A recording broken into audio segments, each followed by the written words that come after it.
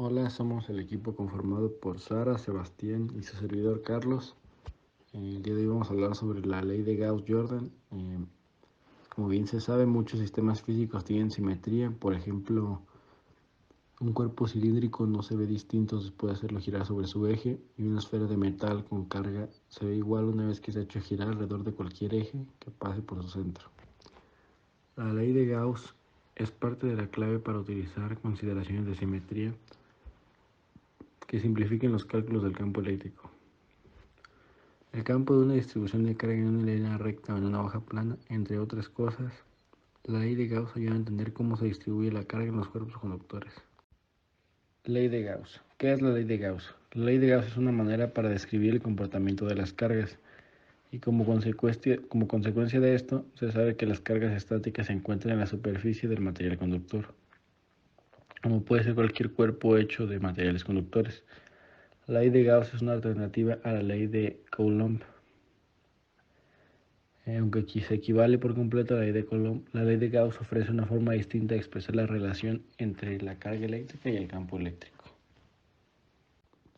Aplicaciones de la ley de Gauss. La ley de Gauss es válida para cualquier distribución de cargas y cualquier superficie cerrada. La ley de Gauss se puede usar de dos maneras distintas.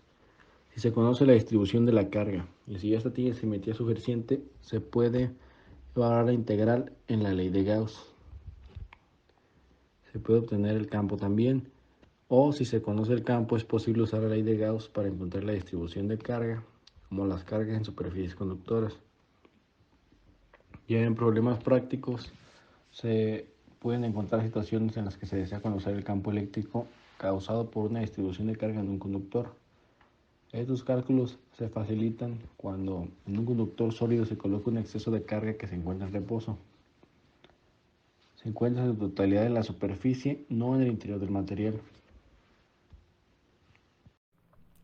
Si se conoce la disposición del campo eléctrico en una región determinada, ¿qué podemos determinar acerca de la distribución de carga en esa región? Para comprender mejor lo anterior, he aquí un ejemplo. Si consideramos una caja que puede contener o no una carga eléctrica, imaginemos que la caja está construida con un material que no tiene efecto en ningún campo eléctrico. Mejor aún, dejemos que la caja representada tenga una superficie imaginaria que puede encerrar o no cierta carga. Llamaremos a la caja una superficie cerrada, ya que encierra por completo un volumen. ¿Cómo determinar cuánta carga eléctrica, si es que la hay, se encuentra dentro de la caja?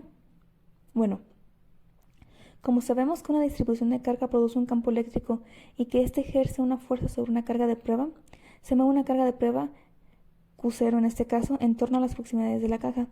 Con la medición de fuerza experimentada por la carga de prueba en diferentes posiciones, se elabora un mapa tridimensional del campo eléctrico, como se muestra en la figura B, en el que campo eléctrico es igual a fuerza entre la carga puntual fuera de la caja.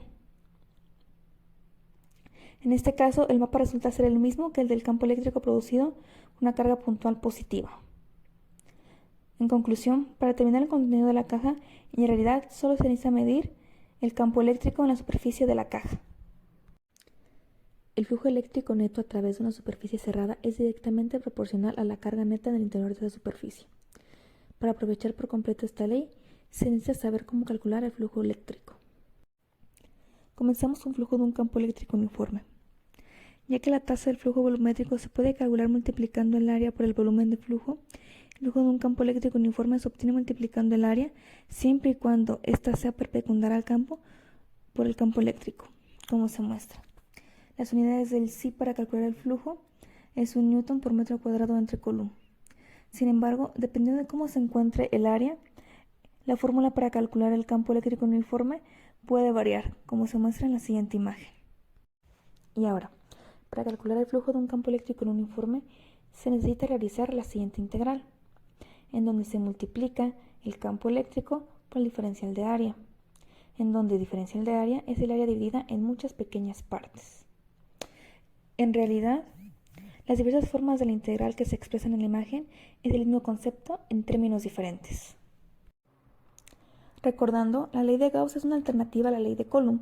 Aunque equivale por completo a la ley de Coulomb, la ley de Gauss ofrece una forma distinta de expresar la relación entre la carga eléctrica y el campo eléctrico. Ahora, tomando el tema de carga puntual dentro de una superficie esférica, la ley de Gauss establece que el flujo eléctrico total a través de cualquier superficie cerrada, es decir, una superficie que encierra un volumen definido, es proporcional a la carga total o neta dentro de la superficie.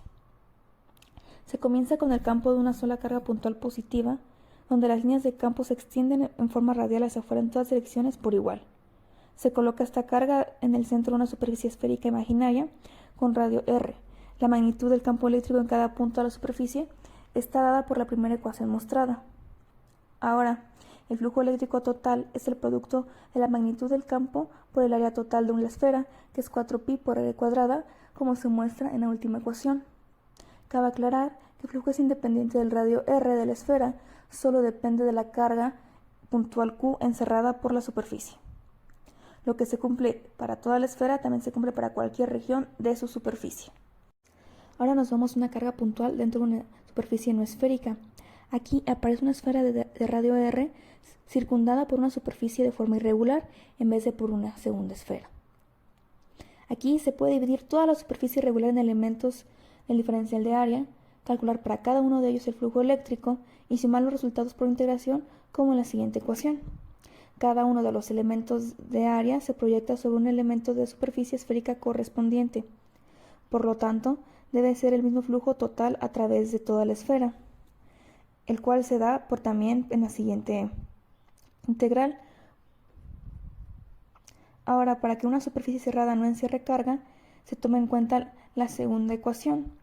Aquí el enunciado matemático indica que cuando una región no contiene carga, cualquier línea de campo producida por una carga afuera de la región y que entran por un lado han de salir por el otro. Las líneas de campo eléctrico comienzan o terminan dentro de una región del espacio solo cuando en esa región existe carga. Ahora viene el paso final en la obtención de la forma general de la ley de Gauss. Si suponemos que la superficie encierra no solo una carga puntual Q, sino varias cargas puntuales, el campo eléctrico total resultante en cualquier punto es la suma vectorial de los campos de las cargas individuales, sea Q mayúscula la carga total encerrada por la superficie, sea también E el campo total en la posición del elemento del área de la superficie, diferencial de área, y sea el campo eléctrico resultante su componente perpendicular al plano de ese elemento, es decir, paralelo al diferencial de área. Luego se puede escribir una ecuación como la siguiente, para cada carga y su campo correspondiente, y luego sumar esos resultados. Con todo eso, se obtiene el enunciado general de la ley de Gauss, que es la primera imagen. En realidad, la ley de Gauss se puede plantear de muchas formas equivalentes. Para finalizar, hay que recordar que las superficies gaussianas son imaginarias.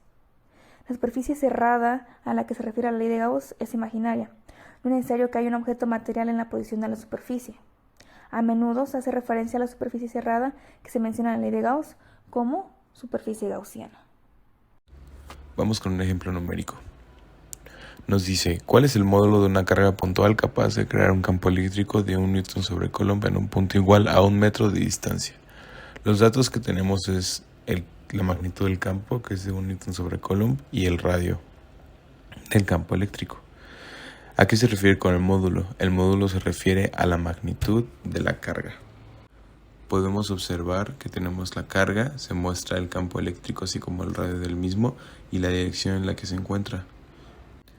Para resolverlo, tomamos la ecuación de Gauss para campos no uniformes y lo que hacemos es, tenemos la integral del campo por el diferencial de S por el coseno de un ángulo θ por la carga entre la constante. Lo que vamos a hacer es integrar el diferencial de S, lo cual nos va a dar área, y de aquí nos va a dar una ecuación donde vamos a despejar lo que es Q para poder encontrar su módulo. Con esto damos por concluido nuestro video acerca de la explicación de la ley de Gauss. Muchas gracias por su atención.